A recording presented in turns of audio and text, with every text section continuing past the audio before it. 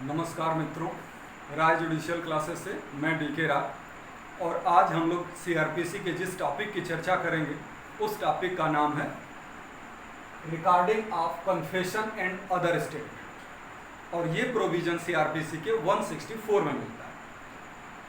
उम्मीद है इसके बारे में काफ़ी कुछ आप जानते भी हैं। थोड़ी बहुत चर्चा और कर लेते हैं कि आखिर इसकी ज़रूरत कहाँ पड़ती है, कब इसकी ज़रूरत पड़ती है 164 के बयान। आप जानते हैं कि FIR होगा 154 के अंतर्गत, उसके बाद पुलिस उसमें इन्वेस्टिगेशन करती है और इन्वेस्टिगेशन करने के बाद एक पुलिस रिपोर्ट बनाती है और ले जाके मजिस्ट्रेट के पास सौंप। ठीक। और इस इन्वेस्टिगेशन के क्रम में उस अपराध से, उस मामले से संबंधित, उस मामले से परिचित व्यक्तियों के पास जाती है, वहाँ तलाशी लेती है, वहाँ लोगों से पूछताछ करती है, कुछ चीज़ों को रिकॉर्ड भी करती है, लोगों को पूछताछ के लिए थाने बुला सकती है। तमाम चीज़ें हैं, आप 160, 61, 62, 63 तमाम चीज़ों में इसकी प्रक्रिया आपने पढ़ी। तो इस दौरान अगर कोई व्यक्ति ऐसा मिलता है जो बड़ा इंपॉर्टेंट बात उस अपराध के संबंध में बताना चाहता है, तो पुलिस को यह बात पता है कि मेरे सामने अगर कोई व्यक्ति कोई बात कहेगा, उसकी वैल्यू में और एक मजिस्ट्रेट के सामने उस बात को कहेगा, उसकी वैल्यू में अंतर। इसलिए जब कोई बात बताना चाहता है तो कभी कभी पुलिस ऑफिसर क्या करता है कि उसे सेक्शन 164 के अंतर्गत मजिस्ट्रेट के पास लेके जाता है और कहता है कि जो आप कहना चाह रहे हैं आप मजिस्ट्रेट के सामने करें। ठीक है, तो आप समझिए कि उसके अंतर्गत वो दोनों प्रकार के व्यक्ति हो सकते हैं। वो व्यक्ति भी हो सकता है जिस पर अपराध करने का आरोप लगाया गया, यानी एक्यूज्ड भी वो व्यक्ति हो सकता है, या उससे परिचित कोई अन्य व्यक्ति भी हो सकता है। तो 164 के अंतर्गत एक्यूज्ड भी हो सकता है और अदर पर्सन भी हो सकते हैं, जिसको हम विटनेस कह सकते हैं। ठीक है, तो एक्यूज्ड, अब एक्यूज्ड को अगर 164 के अंतर्गत ले जाया जाता है तो क्या करता है? देखिए, एक्यूज्ड हमेशा जरूरी नहीं कि जब भी वो कोई मजिस्ट्रेट के सामने पेश किया जाए तो वो जरूरी नहीं कि वो अपराध को स्वीकार करने के लिए, वहां वो एज ए विटनेस भी जा सकता है। क्योंकि आपने सेक्शन नंबर 315 में पढ़ा है कि भाई एक्यूज भी कॉम्पिटेंट विटनेस होता है। ठीक है, तो विटनेस की हैसियत यानी कोई भी बात वो बताना चाह रहा है उस अपराध के सामने, तो वो जाके वहां रिकॉर्ड कर सकता है। यानी वो कन्फेशन भी हो सकता है और अदर स्टेटमेंट भी हो सकता है।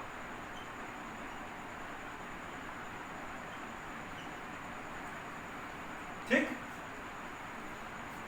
माने या तो अपराध को स्वीकार करेगा या अपराध के संबंध में कोई अन्य बात दे सकता है। लेकिन विटनेस जब भी जाएंगे उस मामले में कोई बात बताने के लिए, तो वो तो हमेशा केवल अदर स्टेटमेंट ही देंगे, वो कन्फेशन नहीं कर सकते। ठीक है, तो वही बात होती है कि 164 के अंतर्गत दो प्रकार के स्टेटमेंट लिखवाए जाते हैं। एक स्टेटमेंट होता है कन्फेशन जो कि एक्यूज्ड करता है, और एक होता है अदर स्टेटमेंट जो जनरली अन्य व्यक्ति करते हैं, जो विटनेस होते हैं उस अपराध के संबंध में। अब आप ये भी जानते हैं कि भाई जुडिशियल मजिस्ट्रेट का रोल आप समझ रहे हैं कि जुडिशियल मजिस्ट्रेट का रोल 154 से लेकर 173 के बीच में यही है, 164। बाकी सारा काम जो है पुलिस ही करती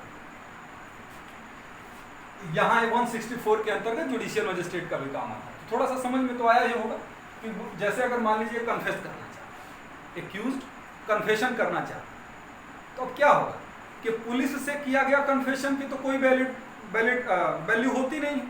आपने पढ़ा एविडेंस एक्ट का सेक्शन 25 कि पुलिस से किया गया कन्फेशन मान्य नहीं होगा। तो इसलिए जब पुलिस से करेगा तो मान्य नहीं होगा, तो मजिस्ट्रेट से करेगा तो मान्य होगा। अच्छा, अब हम इसके आगे बढ़ते हैं। अच्छा, ये भी आप जानते हैं कि कन्फेशन जो होता है वो दो प्रकार का होता है।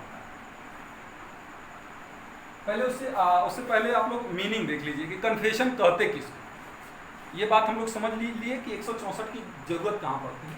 अब हम बात करेंगे कि कन्फेशन की मीनिंग क्या होती है। इतना बात तो समझ में आया ना कि दो प्रकार के स्टेटमेंट होते हैं। एक स्टेटमेंट होता है कन्फेशन, जो कि क्लास नंबर 1 से लेके क्लास नंबर 4 तक होंगे प्रोविजन, और अदर स्टेटमेंट के संबंध में क्लास नंबर 5। क्लास नंबर 1 से लेके 4 तक कन्फेशन से संबंधित और क्लास नंबर 5 अदर स्टेटमेंट। अब आप जानते हैं मीनिंग उसकी देख लेते हैं कन्फेशन।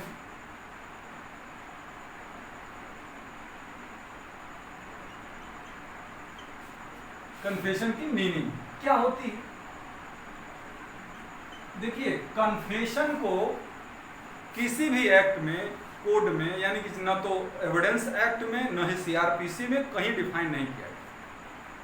कन्फेशन को जुडिशियल कोर्ट ने डिफाइन किया कई केस में, जुडिशियल डिसीजन में उन्होंने कई बार डिफाइन करने का कोशिश किया। खैर, हमारा पर्पज कन्फेशन क्या है ये जानना नहीं है इस टॉपिक के। कन्फेशन के संबंध में क्या क्या प्रोसीजर अपनाई जाती है उसकी चर्चा करना। तो हम लोग थोड़ा सा बस मीनिंग देख के आगे बढ़ जाते हैं। तो एक होता है ना कि कन्फेशन किसे कहते हैं। तो कन्फेशन जो होता है, जब किसी व्यक्ति पर कोई ऑफेंस करने का एक एक्यूजेशन होता है, कोई अपराध आरोप लगाया जाता है और वो व्यक्ति उस आरोप को स्वीकार कर लेता है, तो इसे कन्फेशन कहते हैं। आप जानते हैं कि जब किसी व्यक्ति पर कोई अपराध करने का आरोप हो और वो उस अपराध को स्वीकार कर ले तो कहा जाता है कि उसने कन्फेशन किया। आप ये भी जानते हैं कि कन्फेशन दो प्रकार का, एक जुडिशियल कन्फेशन होता है और दूसरा extra judicial confession. Judicial confession मतलब जुडिशियरी से किया गया कन्फेशन, यानी मजिस्ट्रेट से किया गया कन्फेशन, और एक्स्ट्रा जुडिशियल कन्फेशन मतलब मजिस्ट्रेट के अलावा किसी अन्य व्यक्ति से किया गया। 164 के अंतर्गत जो कन्फेशन होगा वो जुडिशियल कन्फेशन है, उसकी बात है। ठीक है, तो मीनिंग तो आप समझ ही गए कि जब किसी व्यक्ति पर अपराध करने का आरोप हो और वो व्यक्ति उस अपराध को स्वीकार कर ले तो उसे कन्फेशन कहा जाता है। इस बात को पाकला नारायण स्वामी में भी डिफाइन किया गया, इस बात को Palvinder Kaur versus state of Punjab में भी डिफाइन किया गया।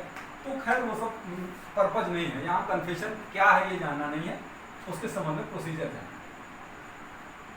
अब अगली चीज हो सकती है, ये बात जो हमने अभी कही कन्फेशन की, वो Sahu versus state of UP के केस में कही गई।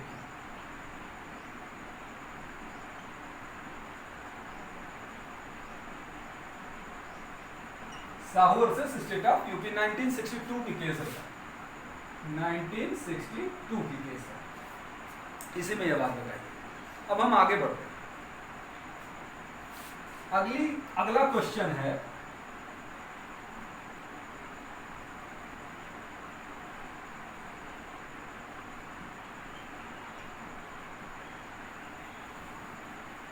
हु कैन रिकॉर्ड कन्फेशन, यानी कन्फेशन को कौन रिकॉर्ड कर सकता है। कन्फेशन को कौन रिकॉर्ड कर सकता है? हमने पहले ही कहा कि ये 164 के अंतर्गत जो कन्फेशन होता है वो जुडिशियल कन्फेशन के अंतर्गत आता है। तो उसमें सेक्शन 164 का क्लास 1 में ये बात बताई गई। क्या बताया गया है? मेट्रोपॉलिटन मजिस्ट्रेट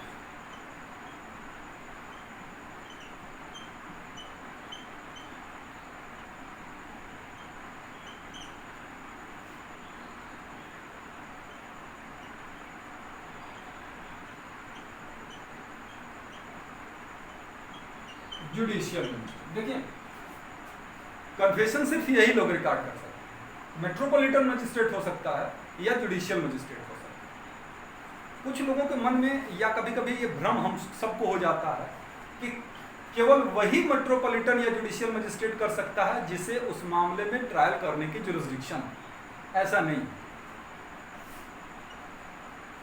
इन्हें उस मामले में जुरिस्डिक्शन हो या ना, इससे कोई फर्क नहीं पड़ता है, वो कन्फेशन को रिकॉर्ड कर सकते हैं। तो इस बात को याद रखना है कि मेट्रोपॉलिटन मजिस्ट्रेट कर सकता है, जुडिशियल मजिस्ट्रेट कर सकता है, लेकिन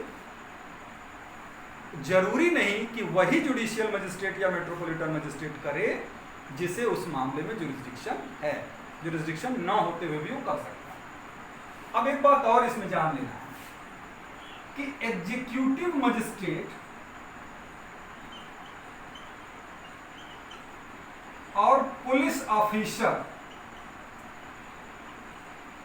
एग्जीक्यूटिव मजिस्ट्रेट या पुलिस ऑफिसर, यानी एग्जीक्यूटिव मजिस्ट्रेट तो मजिस्ट्रेट है, पुलिस ऑफिसर जिसे मजिस्ट्रेट की पावर दे दी गई, क्या वो भी कन्फेशन को रिकॉर्ड कर सकते हैं?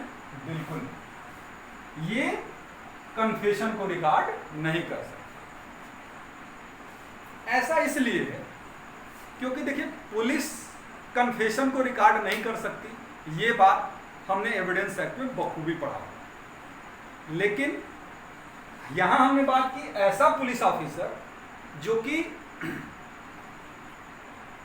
मजिस्ट्रेट का जिसे पावर मिल गया है, क्या वो कर सकता है कि नहीं? तो वो भी नहीं कर सकता, क्योंकि सीधी सी बात हम लोग जान देते हैं कि शराब की बाटल पे अगर हम जूस लिख दें तो वो जूस नहीं हो जाए, वो शराब की शराब ही रहे।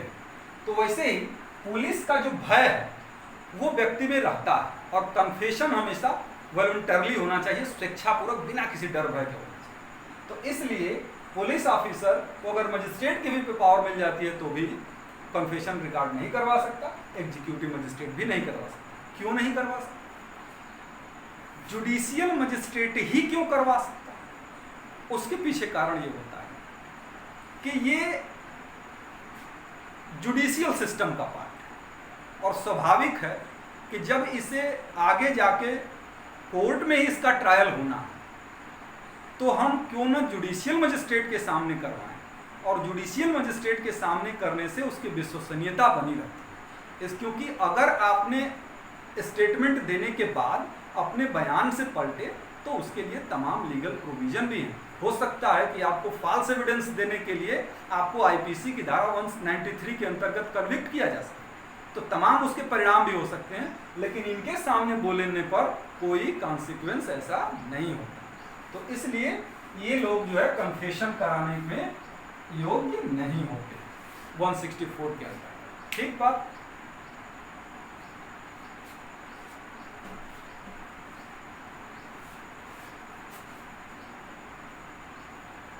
अगली बात आती है when confession be recorded, when confession be recorded, यानी कि कन्फेशन को कब रिकॉर्ड किया जाता है? कभी भी ट्रायल में, इंक्वायरी में, इन्वेस्टिगेशन में, इन्वेस्टिगेशन से पहले कभी भी किया जा सकता है? जी नहीं, ऐसा नहीं। उसमें एक परिस्थिति होती है during investigation,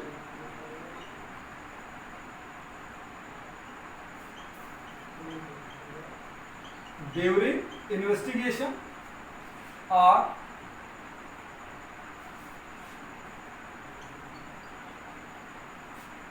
any time after investigation.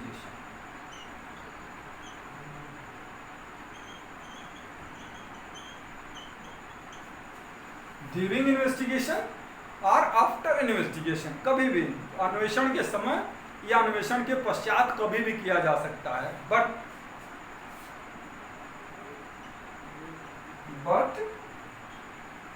Before the commencement of inquiry and trial। यानी कि ये बात ध्यान रखना, ये बड़ा प्री में तो बहुत इंपॉर्टेंट पार्ट है, प्री का ये बहुत इंपॉर्टेंट पार्ट है कि कब कन्फेशन रिकॉर्ड किया जा सकता है। तो आपको याद रखना है इन्वेस्टिगेशन से के समय या इन्वेस्टिगेशन के बाद कभी भी, लेकिन इंक्वायरी या ट्रायल शुरू होने से पहले ही किया जा सकता है, उसके बाद नहीं किया जा सकता। 164 के अंतर्गत जो कन्फेशन किया। ठीक है बात। तो इतनी बात उम्मीद है समझ में आई होगी कि पहले हम लोगों ने मीनिंग की चर्चा की जो Sahu versus state of UP के केस में कही गई थी।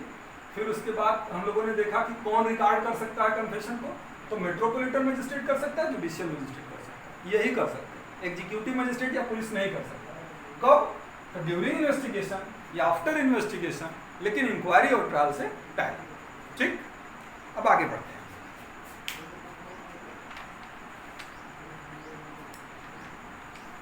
आप लोग एक काम करते रहिएगा, वीडियो पॉज करके बेयर पढ़ लीजिए, बेयर पहले पढ़ लीजिए 164 का, तभी इस वीडियो को देखिए तो ज़्यादा फायदा होगा, क्योंकि ऐसे अच्छा नहीं होगा।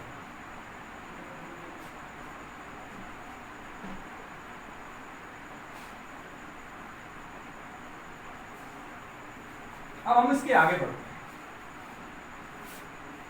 यानी कन्फेशन की एविडेंशियल वैल्यू देखते हैं।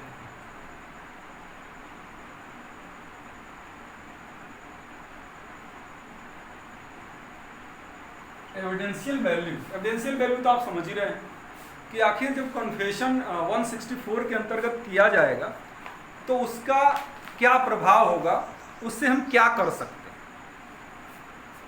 एविडेंशियल वैल्यू तो दो प्रकार के स्टेटमेंट की हमने बात की थी। एक बात की थी कन्फेशन की और एक other statement.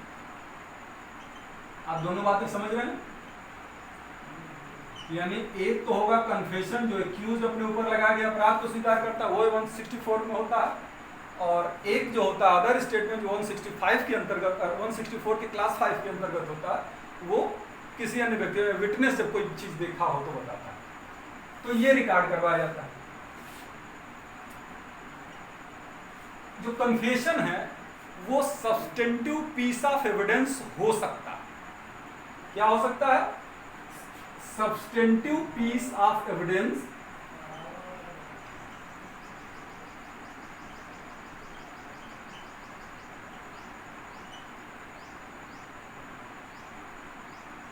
Substantive piece of evidence हो सकता है। इसका मतलब समझ रहे हैं ना कि सिर्फ कन्फेशन के आधार पर ही कन्विक्शन हो सकता है, लेकिन other statement substantive piece of evidence नहीं हो सकता। यानी कन्फेशन के अलावा जो 164 में स्टेटमेंट रिकॉर्ड किया जाता है, सिर्फ उस स्टेटमेंट के आधार पर कोई कन्विक्शन नहीं। तो ये बात उसकी एविडेंशियल वैल्यू में आप समझें कि ये सब्सटेंटिव पीस ऑफ एविडेंस नहीं। ठीक,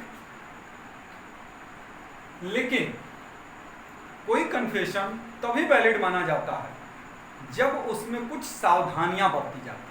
कन्फेशन को रिकॉर्ड करने में कुछ सावधानियां बरती जाती हैं, तो उसको भी देख लेते हैं हम लोग कि कौन कौन सी सावधानियां बरती जाती हैं।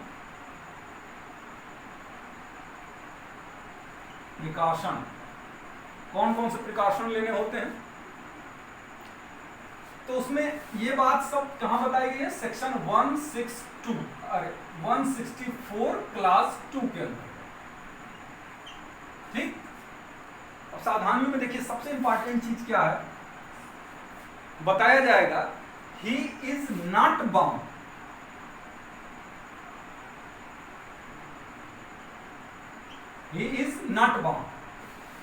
to make confession.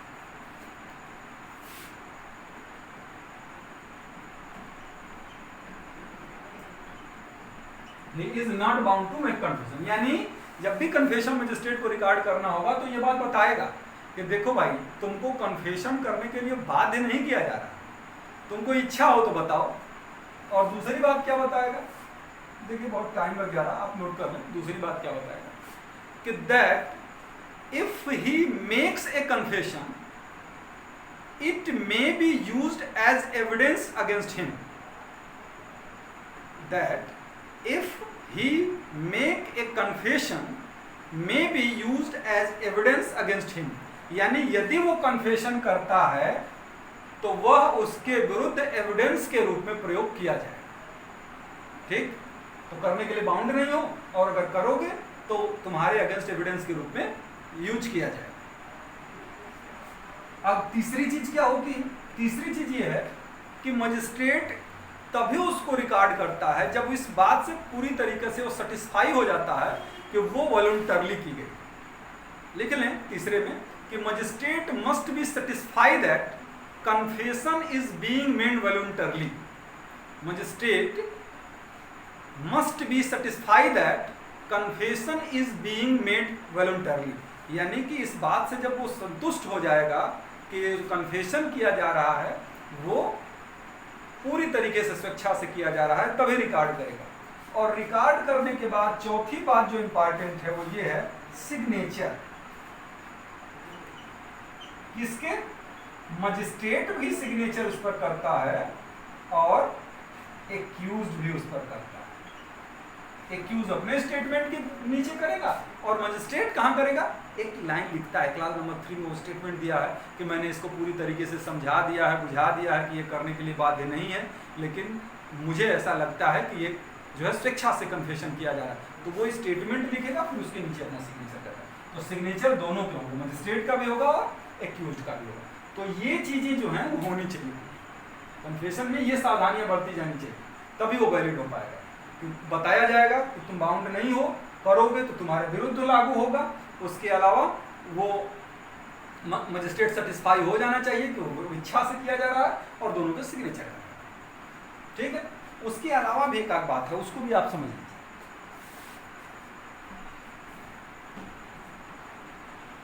अच्छा, उसको अलग से भी कर देते हैं।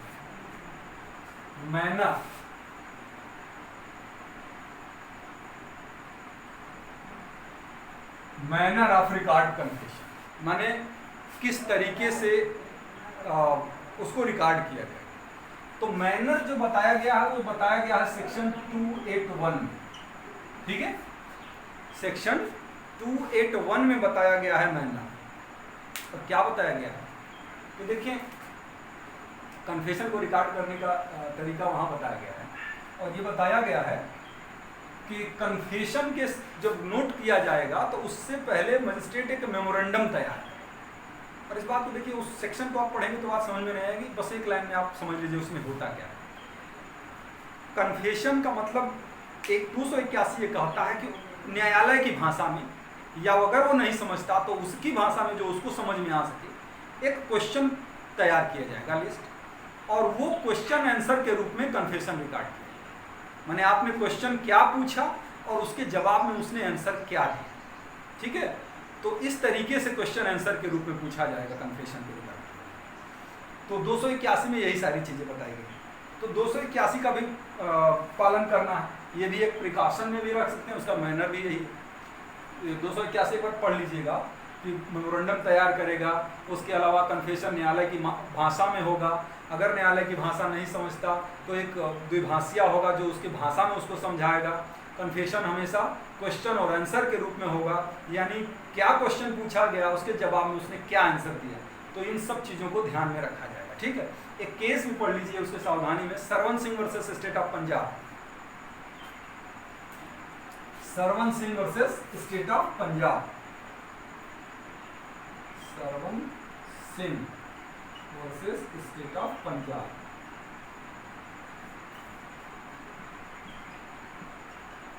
ठीक है, Sarwan Singh versus state of Punjab का जो मामला था उसमें कोर्ट ने कहा था कि कन्फेशन करने के लिए अगर कोई एक्यूज्ड पुलिस कस्टडी से मजिस्ट्रेट के पास आता है तो उसे जुडिशियल कस्टडी में कुछ दिनों के लिए, कम से कम 24 घंटों के लिए भेज दिया जाना चाहिए, ताकि उसके ऊपर से पुलिस का जो डर है वो समाप्त। ठीक है, क्योंकि अगर पुलिस के पास से अगर कोई व्यक्ति आता है तो डरा रह सकता है, लेकिन अगर वो जुडिशियल कस्टडी में चला जाएगा तो हो सकता है पुलिस का डर कुछ कम हो जाए। यानी अगर ये कहें ऑब्जेक्ट क्या होता है इस पर्पज का कि उसे जुडिशियल कस्टडी में भेज दिया जाता है, कि he should be completely free from influence of police. He should be completely free from influence of police, यानी कि इस पर्पज के लिए उसे जुडिशियल कस्टडी में भेजा जाता है कि वो उस पर से जो पूरी तरीके से पुलिस का डर समाप्त। ठीक बात, तो ये हो गया इसका कि क्यों आखिर अरे उसे जुडिशियल कस्टडी में भेज दिया जाना चाहिए, क्योंकि उसके ऊपर से पुलिस का डर समाप्त हो जाए। एक और है इफेक्ट ऑफ नॉन कंप्लायंस।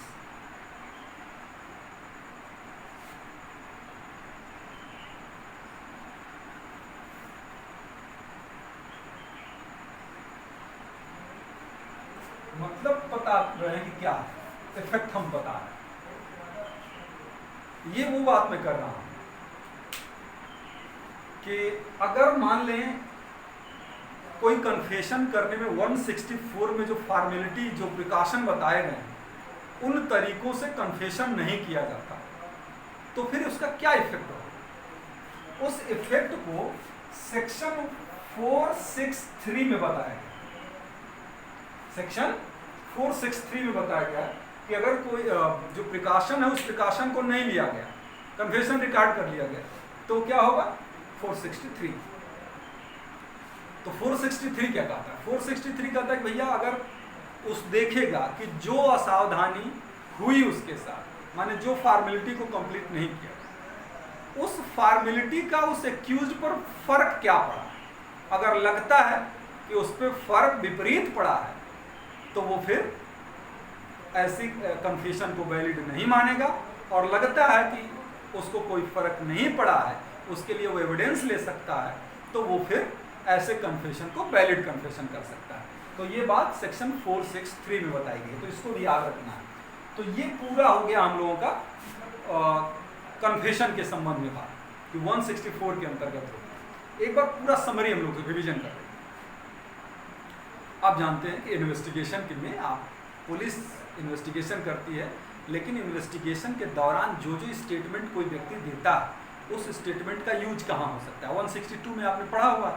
तो इसलिए पुलिस क्या करती है कि कभी कभी इंपॉर्टेंट व्यक्ति जब उससे मिलता है और कोई इंपॉर्टेंट स्टेटमेंट देना चाहता है, तो उस स्टेटमेंट को 164 के अंतर्गत रिकॉर्ड करवा देता है मजिस्ट्रेट के पास, ताकि उसकी विश्वसनीयता ज़्यादा, क्योंकि ले दे के पुलिस रिपोर्ट ले जाकर तो मजिस्ट्रेट के पास ही सौंप देगा, तो मजिस्ट्रेट को ही आगे की कार्रवाई करनी है, तो मजिस्ट्रेट के सामने ये बात कर देंगे, तो उसकी एविडेंशियल वैल्यू ज़्यादा। ठीक है, हमने बात क्या कही? एक बात और ध्यान आ गई हमको कि ये सारे कन्फेशन के हमने पार्ट पढ़े, क्लास 1 से लेके क्लास 4 तक। क्लास नंबर 5 में वैसे स्टेटमेंट की बात करता है जो अदर देन कन्फेशन, यानी कि विटनेस के रूप में कोई जाके इंपॉर्टेंट बात बताता है। प्री में आपसे कभी कभी पूछ भी सकता कि क्या कन्फेशन में शपथ दिलवाना जरूरी है, या शपथ दिलवाई जा सकती है कि नहीं?